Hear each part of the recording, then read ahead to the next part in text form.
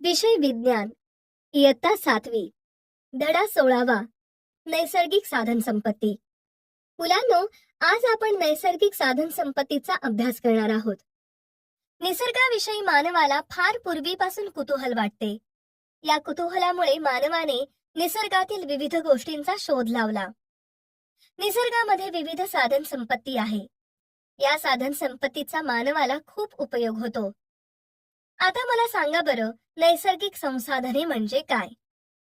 बाई, निसर्गातून मिळणाऱ्या संसाधनालाच नैसर्गिक संसाधने म्हणतात. अगदी बरोबर. निसर्गातून आपल्याला बरेच पदार्थ, घटक, वस्तू मिळतात. यांनाच आपण नैसर्गिक संसाधने असे म्हणतो. हवा, पाणी, वनस्पती, प्राणी, पक्षी, खनिजे ही निसर्गातील विविध साधन संपत्ती पृथ्वीवरील सजीवांना खूप उपयुक्त आहे. निसर्गातील या विविध संसाधनांच्या आधारे मानव, प्राणी आणि पृथ्वीवरील प्रत्येक सजीव आपल्या गरजा भागवत असतो. निसर्गामध्ये शिलावरण, जलावरण व वातावरण अशी आवरणे आढळून येतात. जलावरण म्हणजे पाण्याने व्यापलेला भाग. ते निसर्गातील वातावरणामध्ये विविध वायू, धूलिकण असे घटक आढळून येतात. तसेच जमीन, जमिनीखालचे कठीण कवच, जमिनीवरील माती, दगड, खडक, डोंगर, पर्वत, पठार अशा सर्वच भूभागाला शिलावरण असे म्हणतात. आता आपण भूकवचातील साधन संपत्तीची माहिती पाहूया. भूकवचातील साधन संपत्ती. शिलावरण हे एकजिन्सी म्हणजे केवळ एकाच घटकापासून बनलेले आवरण नाही. ते अनेक प्रकारच्या खडकापासून बनलेले आहे. भूकवचातील साधन संपत्तीमध्ये खनिजे, धातुके, खनिज तेल व इतर इंधने, खडक, पाणी, मूलद्रव्ये हे घटक आढळून येतात. तर आता आपण भूकवचातील या घटकांची सविस्तर माहिती घेऊया. खनिजे आणि धातुके. नैसर्गिक साधन संपत्तीमध्ये खनिज संपदेला खूप मोलाचे आणि महत्वाचे स्थान आहे. ही खनिजे विविध प्रक्रियांनी तयार झाली आहेत. पृथ्वीवरील खडक हे खनिजांपासून बनलेले आहेत. खाणकामाद्वारे ही खनिजे मानवास सापडली आहेत. निसर्गामध्ये थोडेच धातू मुक्त स्थितीत आढळून येतात, जसे की सोने, चांदी, तांबे, प्लॅटिनम, बिस्मथ हे धातू. धातुके. ज्या खनिजांमध्ये धातूचे प्रमाण जास्त असते त्याला धातुके असे म्हणतात. धातुकांपासून धातू सहज मिळवता येतात, जसे विशिष्ट रंग, चकाकी, कठीणपणा, आकार, फटी, छटा यावरून खनिजांचे गुणधर्म स्पष्ट होतात. आता या गुणधर्मांविषयी जाणून घेऊया. तर मुलांनो, सर्वात प्रथम पाहूया विशिष्ट रंग. खनिजांना विशिष्ट प्रकारचा रंग असतो. या रंगावरूनच खनिजाला काही वेळा विशेष महत्त्व दिले जाते. उदाहरणार्थ सोने, रंग सोनेरी. चकाकी. खनिजांना चकाकी असते, म्हणजेच खनिजे चमकतात. उदाहरणार्थ चांदी, सोने. कठीणपणा. खनिजांमध्ये कठीणपणा असतो, म्हणजेच धातू टणक असतात. उदाहरणार्थ हिरा. आकार. खनिजे ही आकारावरून किंवा लांबीवरून आपल्याला ओळखू येतात. फटी किंवा छटा. खनिजाला फटी किंवा वेगळ्या प्रकारच्या छटा असतात, म्हणजेच विशिष्ट प्रकारची ओळख खनिजाला असते. उदाहरणार्थ अभ्रक, शिंपला इत्यादी. धातुकापासून धातू मिळवण्यासाठी त्यांचे निष्कर्षण केले जाते, तसेच धातूचे शुद्धीकरण केले जाते. धातुकातील वाळू व मातीच्या अशुद्धीला मृदा अशुद्धी असे म्हणतात. मुलांनो, तुम्हाला माहित आहे का, सर्व खनिजे ही धातुके का नसतात? कारण निसर्गात काही खनिजे ही मुक्त स्वरूपात असतात. धातुकापासून बरीच खनिजे मिळतात, पण काही खनिजे ही धातुकापासून न मिळवता निसर्गात मुक्त स्वरूपात आढळून येतात. उदाहरणार्थ सोने. म्हणूनच सर्व खनिजे ही धातुके नसतात. आता मला सांगा, धातू खनिज व अधातू खनिज म्हणजे काय? नाही माहित? बरं, मीच सांगते. ज्यापासून धातू मिळतात त्यांना धातू खनिजे म्हणतात, आणि ज्यापासून अधातू मिळतात त्यांना अधातू खनिजे असे म्हणतात. निसर्गामध्ये विविध प्रकारची खनिजे आढळून येतात, जसे मॅग्नाइट, जिप्सम, अभ्रक इत्यादी. ही खनिजे निसर्गात विविध बदल घडून तयार होतात. खनिजे कशी तयार होतात? मुलांनो, आता आपण निसर्गात कोणकोणती खनिजे आहेत आणि ती कशी तयार होतात त्याची माहिती पाहणार आहोत. मॅग्नेटाइट व अभ्रक. भूकवचातील मॅग्मा व ज्वालामुखीच्या उद्रेकातून बाहेर पडणारा लाव्हा रस थंड होतो. त्याचे स्फटिकात रूपांतर झाल्याने मॅग्नाइट व अभ्रक अशी खनिजे तयार होतात. हलाइट व जिप्सम. बाष्पीभवन झाल्यामुळे द्रव उडून जातो. स्थायीरूप स्फटिक शिल्लक राहते. त्यामुळे हलाइट व जिप्सम सारखी खनिजे निर्माण होतात. हिरा व ग्रेफाइट. खनिजे ही एका स्वरूपातून दुसऱ्या स्वरूपात बदलली जातात, कारण त्यांच्यावर तापमान व दाब यांचा मोठ्या प्रमाणात परिणाम होतो. असेंद्रिय खनिजे. असेंद्रिय खनिजांची निर्मिती करणारे काही सजीव असतात. उदाहरणार्थ कॅल्शियमचे कवच तयार करणारे शंख शिंपले, माशांची हाडे इत्यादी. या स्पष्टीकरणावरून आपल्याला लक्षात येते की खनिजे कशी तयार होतात. आता आपण गुणधर्मानुसार खनिजांचे वर्गीकरण पाहूया. खनिजे: अधातू खनिजे, धातू खनिजे, ऊर्जारूपी खनिजे. गुणधर्मानुसार खनिजांचे अधातू, धातू आणि ऊर्जारूपी खनिजे असे वर्गीकरण करता येते. अधातू खनिजे. अधातू खनिजांमध्ये हिरा, फेल्स्पार, ग्राफाइट, अभ्रक, गंधक, जिप्सम, पोटॅश या खनिजांचा समावेश होतो. धातू खनिजे: लोह, सोने, कथील, चांदी, बॉक्साइट, मॅंगनीज, प्लॅटिनम, टंगस्टन या खनिजांचा धातू खनिजांमध्ये समावेश होतो. ऊर्जारूपी खनिजे: दगडी कोळसा, खनिज तेल, नैसर्गिक वायू इत्यादी खनिजांचा ऊर्जारूपी खनिजांमध्ये समावेश होतो. अशा प्रकारे गुणधर्मानुसार खनिजांचे वर्गीकरण आपण पाहिले आहे. आतापर्यंत आपण खनिजांविषयी माहिती पाहिली, पण आणखी एक महत्त्वाची माहिती मी तुम्हाला सांगणार आहे. तुम्हाला माहित आहे का की हिरा, माणिक, पाचू, जेड, झिरकॉन अशी काही खनिजे रत्न स्वरूपात वापरली जातात. ही खनिजे विविध प्रकारच्या दागिन्यांमध्ये वापरली जातात. ही खनिजे अतिशय कमी प्रमाणात भूगर्भात सापडतात, परंतु आता कृत्रिम पद्धतीने ही खनिजे तयार केली जातात. काही खनिजे ही रत्नासारखीच असतात. त्यांना आपण रत्नसम म्हणजे रत्नासारखे असे म्हणतो. तसेच तुम्हाला माहित असेल की आपल्या घरी जर कोणाचा उपवास असेल तर घरी उपवासाचा फराळ बनवतो. त्या फराळामध्ये रोजच्या खाण्याचे मीठ वापरत नाहीत. तुम्ही मला सांगा, उपवासाचे कोणते मीठ आपण फराळाला वापरतो? बाई, सैंधव मीठ किंवा शेंदेलोण मीठ. अगदी बरोबर. सैंधव मीठ किंवा शेंदेलोण हे मीठ उपवासाचे मीठ म्हणून वापरले जाते. हेच शेंदेलोण किंवा सैंधव मीठ जेवणात किंवा काही औषधांमध्येही वापरले जाते. सैंधव मिठाचे भूगर्भामध्ये साठे आढळून येतात. भूगर्भामध्ये अशा खनिजांचे साठे भरपूर प्रमाणात आढळून येतात. यासाठी खाणकाम करावे लागते. त्यामुळे Indian school of mine, Dhanbad ही संस्था 1926 साली स्थापन करण्यात आली. ही संस्था खाणकाम शिक्षणाच्या संदर्भात कार्य करते. आता हीच संस्था इंडियन इन्स्टिट्यूट ऑफ टेक्नॉलॉजी म्हणून कार्य करते आहे. काही प्रमुख खनिजे व धातुके. आजच्या युगात आपल्या दैनंदिन जीवनात अनेक खनिजे व धातुके यांची गरज पडते. तर या खनिजांना औद्योगिक दृष्ट्याही खूप महत्त्व आहे. तर आता आपण काही प्रमुख खनिजे व धातुके यांची माहिती पाहूया. लोह खनिज. लोखंडाचे अशुद्ध रूप म्हणजेच लोह खनिज होय. आपल्या रोजच्या जीवनामध्ये लोखंडाच्या अनेक वस्तूंशी आपला संबंध येत असतो. सांगा बरं, लोखंडाच्या कोणत्या वस्तू तुम्ही पाहिल्या आहेत? लोखंडी कढई, टोपले, टाचणी, विजेचे खांब, रेल्वेचे रूळ, कात्री, कोयता. अगदी बरोबर. विविध उद्योगांमध्ये लोखंड वापरले जाते. आज तर लोखंड हे मानवी जीवनातील प्रमुख खनिज आहे असे म्हटले तरी ते वावगे ठरणार नाही. कारण सुरुवातीला मानव शेती करताना लाकडी अवजारे वापरत होता, पण आज याची जागा लोखंडाने घेतली आहे. आज बऱ्याच ठिकाणी लोखंड वापरले जाते. उदाहरणार्थ रेल्वे उद्योग, शेती उद्योग इत्यादी. तर या लोह खनिजांचे मॅग्नेटाइट, हेमॅटाइट, लिमोनाइट, सिडेराइट हे 4 प्रमुख प्रकार आहेत. मॅंगनीज. मॅंगनीज हे खूप महत्त्वपूर्ण खनिज आहे. कारण औषध तयार करण्यासाठी, काचेला गुलाबी रंग देण्यासाठी व विद्युत उपकरणांमध्ये मॅंगनीज खनिजाचा उपयोग केला जातो.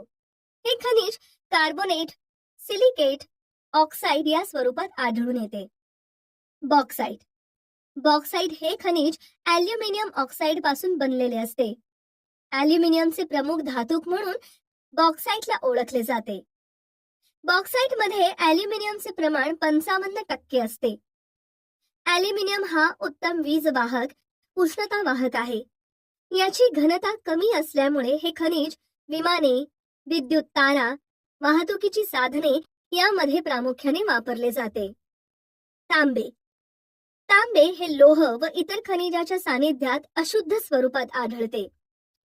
तांबे हे शीघ्र विद्युत वाहक आहे.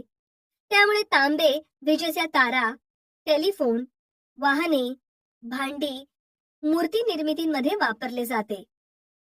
अभ्रक. अभ्रक हे विद्युत रोधक आहे. त्यांच्या थराच्या जाडीवर अभ्रकाचे मूल्य ठरले जाते. तुमच्या घरामध्ये कपडे इस्त्री करणाऱ्या इस्त्रीमध्ये, औषधामध्ये, रंगामध्ये, विद्युत यंत्रे व उपकरणे, बिनतारी संदेश यंत्रणेमध्ये म्हणजेच मोबाईल, संगणकामध्ये अभ्रक या खनिजाचे कार्य मोलाचे ठरते. मुलांनो, इतिहासपूर्व काळात धातू खनिजांचा वापर केल्यामुळे विविध युगांना विविध नावे प्राप्त झाली. इसवी सन पूर्व 6000 ते इसवी सन पूर्व 5000 च्या दरम्यान माणसाने तांबे या धातूचा वापर केल्याने तेव्हा ताम्र युगाची सुरुवात झाली असे मानले जाते. नंतर तांबे आणि कथिलापासून तयार होणाऱ्या मिश्र धातूचा म्हणजे कांस्य, ब्रॉन्झ धातूचा वापर सुरू झाला. 3600 ते 1600 वर्षे ख्रिस्तपूर्व काळाला ब्रॉन्झ युग म्हणून ओळखले जाते. या काळामध्ये मानव ब्रॉन्झचा वापर करीत असे. त्यानंतरचा कालखंड हा लोहयुग म्हणून ओळखला जातो. 1000 वर्ष ख्रिस्तपूर्व ते इसवी सन 600 या वर्षात लोखंडाचा वापर मोठ्या प्रमाणात करण्यात येत होता. त्यामुळे या काळास लोहयुग म्हटले जायचे. इंधन. मुलांनो, आता मला सांगा, इंधन म्हणजे काय बरं? ऊर्जा निर्मितीसाठी दैनंदिन जीवनात जे पदार्थ वापरले जातात त्याला इंधन असे म्हणतात. अगदी बरोबर. हीच इंधने स्थायू, द्रव व वायू या स्वरूपामध्ये आढळतात. इंधने व त्यांचे प्रकार आपण तक्त्यावरून समजून घेऊया. जीवाश्म. जीव बरोबर सजीव सृष्टी व अश्म म्हणजे दगड, याला जीवाश्म म्हणतात. इंधने, जीवाश्म, स्थायू रूप, दगडी कोळसा, पीठ, लिग्नाइट, बिट्युमिनस कोल, एंथ्रासाइट, द्रवरूप, खनिज तेल, पेट्रोल, डिझेल, केरोसिन, नॅफ्ता, वायुरूप, नैसर्गिक वायू, मिथेन, इथेन, प्रोपेन, ब्युटेन. मुलांनो, आता आपण जीवाश्म इंधनापैकी दगडी कोळसा या स्थायूरूप इंधनाविषयी जाणून घेऊया. दगडी कोळसा. निसर्गामध्ये घडणाऱ्या विविध घडामोडींमुळे कोट्यावधी वर्षांपूर्वी पृथ्वीवरील जंगले जमिनीत गाडली गेली आणि या जैविक द्रव्यावर मातीचे थर जमा झाले. त्यामुळे वरच्या बाजूने पडणारा दाब व पृथ्वीच्या पोटातील उष्णता यांचा या द्रव्यावर परिणाम होऊन या वनस्पतीचे हळूहळू जीवाश्म इंधनात रूपांतर झाले. या वनस्पतींच्या अवशेषांपासून दगडी कोळसा तयार झाला आहे. दगडी कोळसा हा खाणीमध्ये सापडतो. बऱ्याच ठिकाणी दगडी कोळशाच्या खाणी आहेत. पीठ, लिग्नाइट म्हणजे ब्राऊन कोल, ब्युटिमिनस कोल, एंथ्रासाइट हे दगडी कोळशाचे प्रकार आहेत. यापैकी एंथ्रासाइट हा उच्च प्रतीच्या कोळशाचा प्रकार आहे. दगडी कोळसा हा कार्बनचाच एक प्रकार आहे. दगडी कोळशापासून औष्णिक वीज तयार केली जाते. त्यासाठी हा कोळसा जाळला जातो. म्हणजेच औष्णिक वीज निर्मिती केंद्रामध्ये दगडी कोळसा इंधन म्हणून कार्य करतो. तसेच त्याचा उपयोग बॉयलर्स व रेल्वे इंजिन चालवण्यासाठीही केला जातो. दगडी कोळशाचा उपयोग स्वयंपाकासाठी आणि विटा भाजण्यासाठी वीट भट्ट्यांमध्येही मोठ्या प्रमाणात केला जातो. तसेच प्रोड्युसर गॅस व वॉटर गॅस निर्मितीसाठी दगडी कोळसा वापरला जातो. खनिज तेल. मुलांनो, ही आकृती नीट पहा. या आकृतीवरून आपल्याला खनिज तेल व नैसर्गिक वायू कसा तयार होतो ते लक्षात येईल. लाखो वर्षांपूर्वी समुद्रात राहणारे जीव जसे मासा, ऑक्टोपस, सागरी विंचू असे अनेक सागरी जीव मेल्यानंतर समुद्रातील वाळूमध्ये गाडले गेले. जास्त दाब व उष्णता यामुळे त्या प्राण्यांच्या सेंद्रिय पदार्थांचे विघटन झाले व त्यातून इंधनाची निर्मिती झाली. म्हणजेच जमिनीत गाडल्या गेलेल्या सेंद्रिय पदार्थाच्या विघटन क्रियेतून तयार झालेले द्रवरूप इंधन म्हणजे खनिज तेल होय. त्यानंतर तिसऱ्या चित्रात दाखविल्याप्रमाणे जमिनीच्या भूगर्भातून ते इंधन बाहेर काढले जाते. खनिज तेल हे भूगर्भातून विहिरीद्वारे बाहेर काढले जाते. खनिज तेल हे पंकाश्म, शेल, वालुकाश्म व चुनखडक यामध्ये भूगर्भात सुमारे 1000 ते 3000 मीटर खोलीवर सापडते. हे तेल पेट्रोलियम किंवा कच्चे तेल म्हणून ओळखले जाते. पेट्रोलियम हे हायड्रोकार्बन या प्रकारच्या अनेक संयुगाचे मिश्रण आहे. यामध्ये ऑक्सिजन, नायट्रोजन तसेच गंधकाची संयुगेही असतात. पेट्रोलियम हे कच्चे तेल हिरवट तपकिरी रंगाचे असते. तेल विहिरीच्या द्वारे खनिज तेल उत्खनन करून बाहेर काढले जाते. त्यातून पेट्रोल, डिझेल, केरोसिन, नॅफ्था, वंगण, डांबर हे घटक प्रभागी ऊर्ध्वपातनाने वेगळे केले जातात. या पदार्थांचा उपयोग इंधन म्हणून केला जातो. तसेच रंग, कृत्रिम धागे, जंतुनाशके, सुगंधी द्रव्ये यामध्ये सुद्धा हे पदार्थ वापरले जातात. इंधन म्हणून आपण खनिज तेलाचा उपयोग कसा होतो ते पाहिले आहे. नैसर्गिक वायू. नैसर्गिक वायू हे भूगर्भात सजीवांच्या अवशेषांपासून उच्च दाबाखाली तयार होतात. ते भूगर्भात पेट्रोलियमच्या सानिध्यात किंवा काही ठिकाणी फक्त नैसर्गिक वायू म्हणूनच सापडतात. नैसर्गिक वायूमध्ये मिथेन हा महत्वाचा घटक असतो. इथेन व प्रोपेन व ब्युटेन हे घटक कमी प्रमाणात असतात. हाच नैसर्गिक वायू वायुवाहिन्यांद्वारे वाहून नेला जातो. मात्र काही ठिकाणी हे नैसर्गिक वायू वाहून नेण्यासाठी पुरेशा प्रमाणात वायुवाहिन्या उपलब्ध नसतात. त्यामुळे त्याचे उच्च दाबाखाली कॉम्प्रेस्ड नॅचरल गॅस CNG व लिक्विड नॅचरल गॅस LNG यामध्ये रूपांतर केले जाते. त्यामुळे हे गॅस वाहून नेणे सोपे जाते. आज बऱ्याच ठिकाणी CNG वायूवर चालणारी वाहने वापरली जातात. त्यामुळे हवेचे प्रदूषण कमी होते. शिवाय CNG गॅसचा वापर आज सर्वत्रच होत आहे. मुलांनो, आता आपण CNG ची वैशिष्ट्ये पाहूया. CNG ची वैशिष्ट्ये. CNG हा सहज पेट घेतो. CNG जळल्यानंतर इतर इंधनांसारखा घन कचरा शिल्लक राहत नाही. इतर प्रदूषण करणारे घटक CNG मुळे तयार होत नाहीत.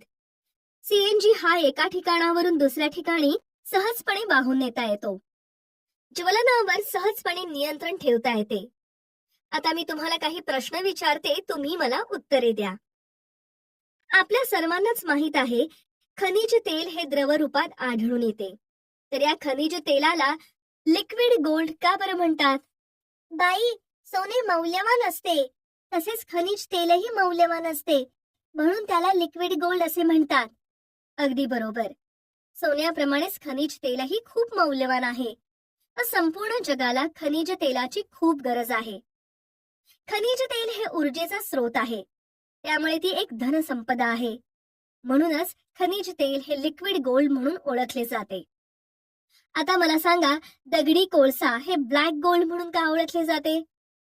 बाई, दगडी कोळसा काळा असतो व खूप महत्वाचे इंधन म्हणून त्याचा उपयोग होतो, म्हणून तो ब्लॅक गोल्ड म्हणून ओळखले जाते. शाबास. तसेच मला सांगा, भूगर्भातील ही संपत्ती संपून गेली तर काय होईल? बाई, आपल्याला धातू इंधने मिळणार नाहीत. छान सांगितलं. धातू आणि इंधन न मिळाल्यामुळे वाहतूक बंद होईल, उद्योगधंदे बंद होतील, मानवाला चांगल्या प्रकारे जीवन जगता येणार नाही. मुलांनो, आता मी तुम्हाला ONGC विषयी थोडी माहिती सांगणार आहे. तेल आणि वायू संशोधन तसेच त्यांचे उत्पादन करण्यासाठी 14 ऑगस्ट 1956 रोजी तेल व नैसर्गिक वायू महामंडळाची स्थापना करण्यात आली. यालाच ONGC असे म्हटले जाते, म्हणजेच oil and natural gas corporation. Bharat सरकारच्या पेट्रोलियम आणि नैसर्गिक वायू मंत्रालयांतर्गत ही संस्था कार्य करते. ओएनजीसी ही भारतातील सर्वात मोठी तेल व वायू संशोधन उत्पादन कंपनी आहे. तिचे मुख्यालय उत्तराखंडमध्ये देहरादून येथे आहे. ओएनजीसी या कंपनीद्वारे भारतातील जवळपास 77% कच्च्या तेलाचे व 62% नैसर्गिक वायूचे उत्पादन केले जाते. ओएनजीसी या कंपनीने भारतामधील भूगर्भातील 7 तेल साठ्यांपैकी 6 तेल साठ्यांचा शोध घेतला आहे. मुंबईतील सागर सम्राट या तेल विहिरीचे काम ओएनजीसी पाहते. Liquefied petroleum gas LPG. आता आपण एलपीजी या गॅस विषयी माहिती पाहूया. अशुद्ध पेट्रोलियमच्या शुद्धीकरणातून पेट्रोलियम गॅसची निर्मिती होते. गॅसवर उच्च दाब देऊन त्याचे आकारमान 1/240 पट करताना त्याचे द्रवात रूपांतर होते. पेट्रोलियम गॅस हा दाबाखाली द्रवरूप अवस्थेत राहावा यासाठी तो पोलादी जाड टाक्यांमध्ये म्हणजे टँकमध्ये साठवला जातो. गॅसच्या टाकीतून बाहेर येताना परत त्याचे वायूत रूपांतर होते. यामध्ये प्रामुख्याने प्रोपेन व ब्युटेन हे 2 घटक 30-70 या प्रमाणात असतात. हे वायू गंधहीन असतात, म्हणजेच याला वास नसतो. परंतु त्याची गळती झाली तरी अपघात होऊ नये म्हणून त्यामध्ये इथिल मर्कॅप्टन नावाचे तीव्र वास असणारे एक रसायन अल्प प्रमाणात मिसळलेले असते. म्हणून एलपीजीची गळती झाली की ते लगेच आपल्या लक्षात येते. नैसर्गिक वायू हे पर्यावरण स्नेही इंधन आहे, कारण या इंधनामुळे पर्यावरणाची हानी होत नाही. आपण घरात स्वयंपाकासाठी जो गॅस वापरतो त्यालाच एलपीजी म्हणतात. पर्यायी इंधने. आपल्याला माहित आहे की लोकसंख्या सतत वाढते आहे, परंतु जीवाश्म इंधनाचे साठे हे मर्यादितच आहेत. त्यात वाढ होत नाही. पण वाढत्या लोकसंख्येमुळे ते साठे संपण्याची भीती निर्माण झाली आहे. खनिज तेल, दगडी कोळसा या जीवाश्म इंधनाचे साठे खूप कमी आहेत व या इंधनाची मागणी जास्त प्रमाणात आहे. त्यामुळे या इंधनाला पर्यायी इंधन म्हणून हायड्रोजन, जैव इंधने, मिथेनॉल किंवा वूड अल्कोहोल, इथेनॉल किंवा ग्रीन अल्कोहोल ही इंधने वापरात आणली जात आहेत. इंधने ही आपली साधन संपत्ती आहे. मुलांनो, वनस्पती ही खूप महत्वाची साधन संपत्ती म्हणून ओळखली जाते. वन म्हणजे जंगल. आपल्या आसपास अशा मोकळ्या जागेवर आपण बऱ्याच प्रकारच्या वनस्पती पाहतो. या वनस्पती पर्यावरणाचा समतोल राखण्यास खूप मदत करतात. वनस्पतींच्या विविध जातींनी व्यापलेल्या सर्वसाधारण विस्तृत प्रदेशास जंगल म्हणतात. विस्तृत प्रदेशात वनस्पतीच्या विविध जाती एकत्रित दिसतात, त्यालाच आपण जंगल असे म्हणतो. जंगलामध्ये विविध वनस्पती, सजीव प्राणी, सूक्ष्मजीव राहत असतात.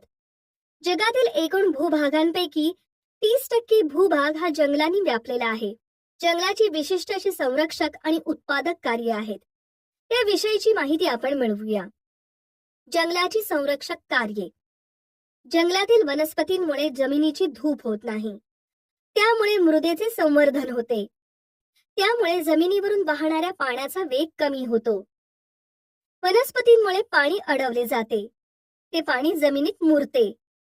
पावसामुळे पूर येतात, परंतु जंगलातील वनस्पतींमुळे पुरावर नियंत्रण ठेवता येते. वनस्पती जास्त प्रमाणात व दाट असतील तर त्यांच्या सावलीमुळे पृथ्वीवरील पाण्याचे बाष्पीभवन कमी प्रमाणात होते. जंगलातील प्राण्यांचे दाट झाडीमुळे संरक्षण होते. वायूंचे हवेमधील संतुलन राखले जाते. वनामुळे आपण आपले पर्यावरण वाचवू शकतो. जंगले पर्यावरण वाचवण्यास मोलाची मदत करतात. मुलांनो, जंगलाची संरक्षक कार्ये आपण पाहिली आहेत. तर मग सांगा, जंगलामध्ये ज्या विविध वनस्पती आहेत ते वनस्पतींचे आपल्याला काय फायदे होतात बरं?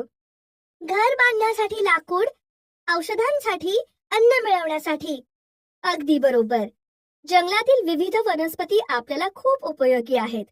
तर आता या वनस्पतींचे उत्पादन कार्य कसे आहे ते पाहूया. वनस्पतींची उत्पादक कार्ये. लाकूड. मुलांनो, साग, शिसम, कडुनिंब, बाभूळ, सुबाभूळ या झाडांपासून मजबूत व टिकाऊ तसेच जळाऊ लाकूड मिळते. लाकडाचा आपण इंधन म्हणून किंवा घरातील लाकडी सामान बनवण्यासाठी शेतीची अवजारे बनवण्यासाठी, बांधकाम साहित्यासाठी, विविध वस्तू तयार करण्यासाठी उपयोग करतो. मला सांगा, शेतीतील लाकडी अवजारे कोणती असतात बरं? लाकडी नांगर, औत, पेरणी करण्याची तिफण. छान. आपल्या घरातील फर्निचर सुद्धा लाकडापासूनच तयार केलेले असते. तसेच जंगलातील वनस्पतींपासून धागे, रबर, कागद, डिंक, सुगंधी द्रव्ये मिळतात. तसेच काही वनस्पतींपासून सुगंधी तेले तयार केली जातात. लेमन ग्रास, व्हॅनिला, केवडा, खस, निलगिरी तेल अशी उपयुक्त तेले जंगलातील वनस्पतींपासूनच मिळतात. त्याचप्रमाणे साबण, विविध सौंदर्य प्रसाधने, चंदनाचे लाकूड, विविध फळे, कंदमुळे, मध, लाख, काथ, रंग असे अनेक पदार्थ जंगलातून मिळतात. औषधी वनस्पती.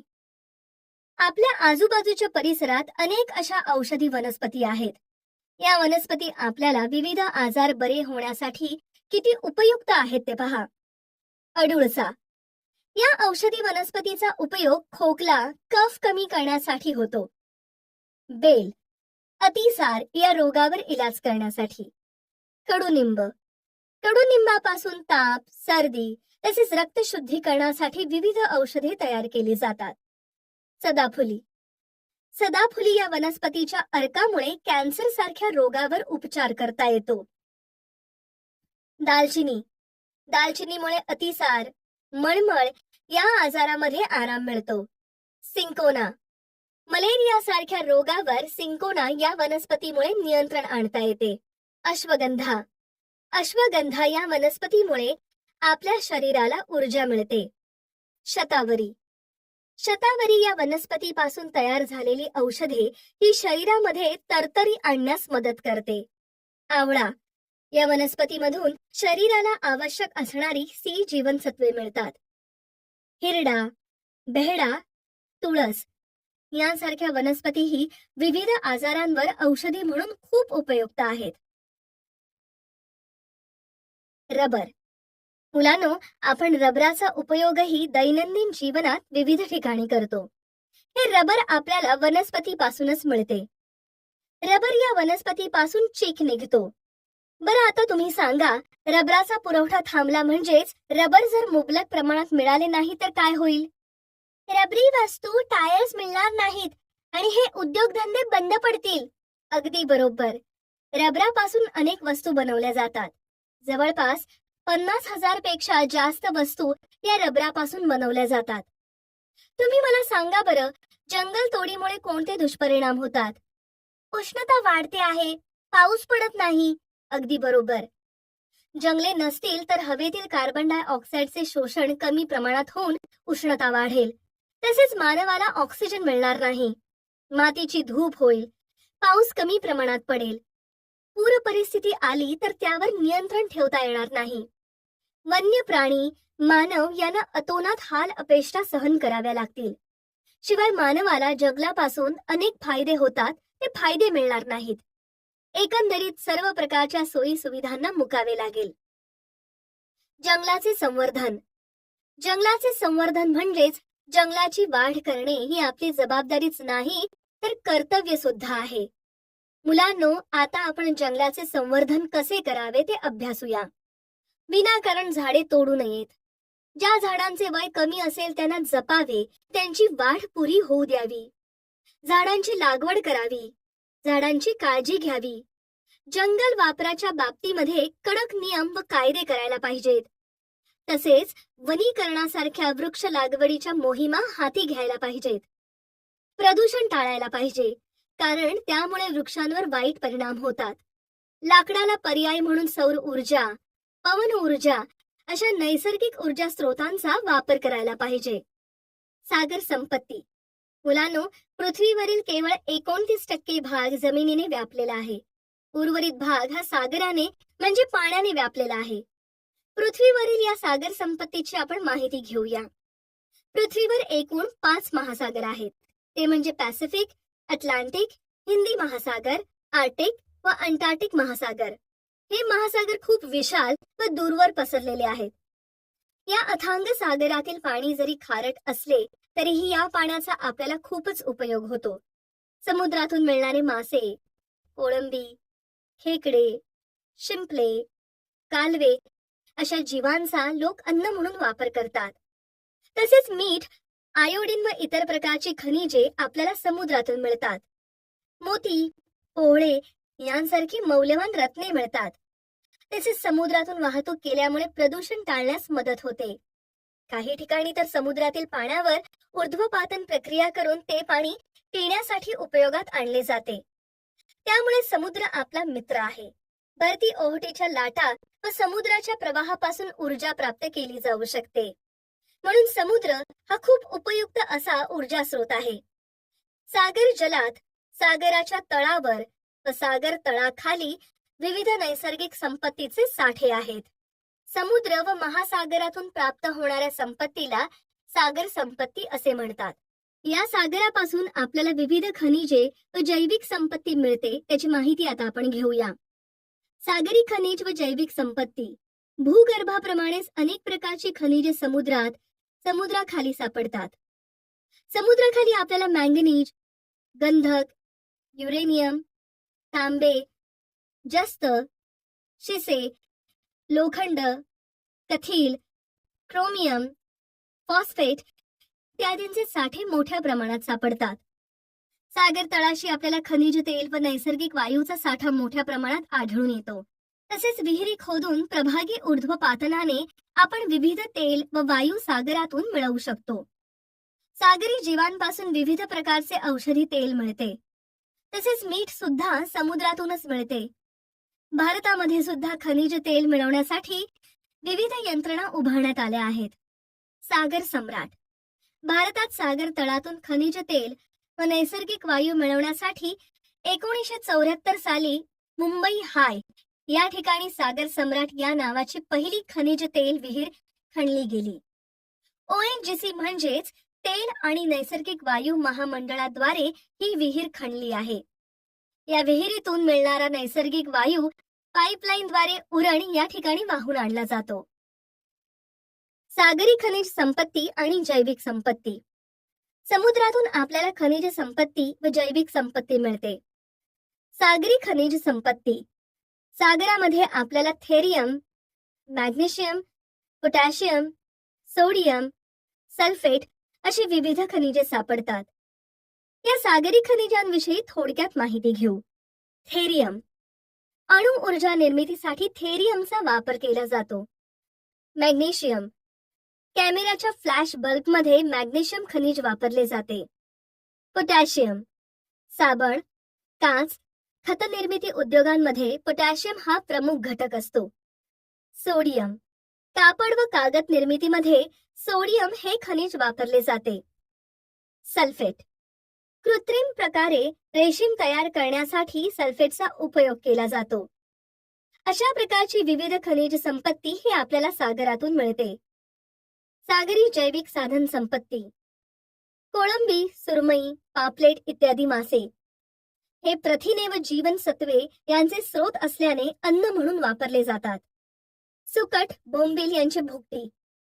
याचा कोंबडीचे खाद्य व शेतातील खतासाठी उपयोग होतो. शिंपले. शिंपल्यांपासून विविध औषधे तयार केली जातात. तसेच अलंकार, शोभेच्या वस्तू तयार करण्यासाठी शिंपल्यांचा उपयोग केला जातो. बुरशी. बुरशीपासून विविध प्रतिजैविकांची निर्मिती केली जाते.